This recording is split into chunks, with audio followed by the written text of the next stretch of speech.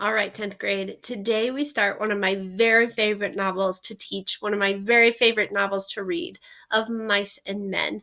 This is one of those classics that you just have to know, you just have to read. It's just so, so good. It's by John Steinbeck. It takes place in the 1930s, which is why we were talking about that last week. And it is, like I said, just absolutely amazing. You may have read this before. You may have seen images of it before. You may have been told the ending. This is my one thing with this book. The ending is one of the most spoiled things ever.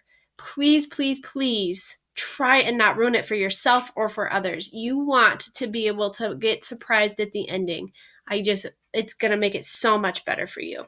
If you've already read it, just make sure you keep your mouth shut. Don't tell your friends. Don't give it away because, as you know, the ending is the best part. If you've not read it before, try and resist the urge to go and look it up. I tell you, you're going to want to know at the end what happens, not right now.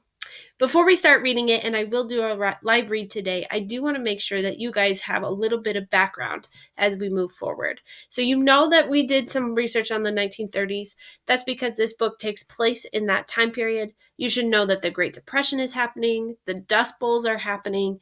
There's a lot of just general poverty. It's not the best time in American history as far as being prosperous. So keep that in mind as we get going.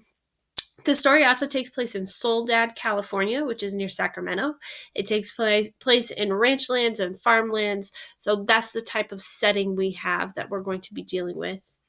And then we also are going to be focused on the life of migrant workers who travel around just trying to get by each day.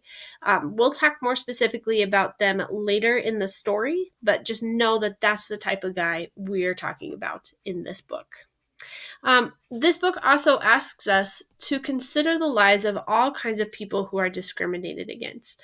So not just the people that you might think off the top of your head, but all kinds of people who are discriminated against.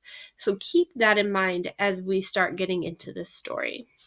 Here's some characters to watch out for, just so you know who we're talking about. There's not a whole lot of characters, but I do want to make sure you know who's who. Our two main characters that we'll meet right away today are George and Lenny. Then the ranch owners are the boss, Curly, and Curly's wife.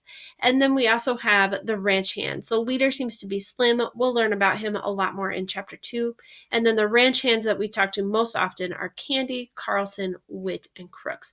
So just know that these are the characters. That's how they kind of break down. Now today, like I said, we're going to be reading chapter 1. That's on pages 3 through 18 in our PDF that is linked on the book on the shelf in your Bitmoji classroom. I will also post it in the Unit 2 work assignments so that you guys have it there as well. Today, as you read, you can either read on your own. That's totally fine with me if you'd like. I also love to read this book aloud, so I will be reading a live read at 9:40 this morning and again at 11:05. So if you can hop on one of those times and listen along, that would be fantastic. I'll stop and I'll talk about what's happening too.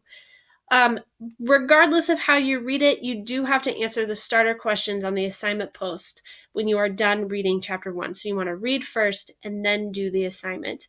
It's just a couple of questions. You should be able to answer them once you've read the story.